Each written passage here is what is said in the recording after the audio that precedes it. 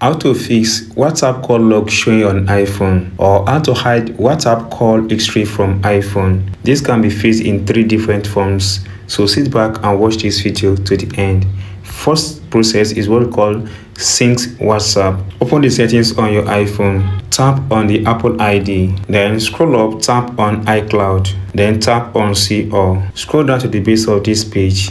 Make sure that WhatsApp is turned off. If it is turned on, make sure you turn it off. Then this should fix this problem. Then solution number 2, enable contacts on Gmail. Now to fix this, if your WhatsApp is linked to your Gmail, you may likely see WhatsApp call history on your phone apps on your device. So to fix this issue, tap on settings on your iPhone. Scroll down to the base of this page, tap on apps. Now from here, locate and tap on mail.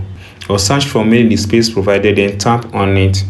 Or tap on mail, tap on mail account, then tap on Gmail. Now under contact, if your contact is enabled, tap on it to toggle it off. Then this will take us to step number 3, or solution number 3. So this is called sync contacts. Go to your settings button and tap on it.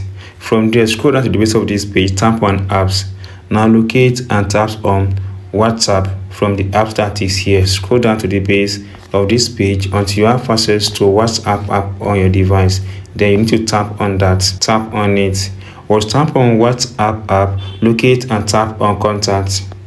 Now if it is on full access, make it known. So by doing this, guys, WhatsApp call will not be able to pop up on your iPhone call history. So if you enjoy what I've explained in this video, if you not subscribe, please subscribe for more updates like this.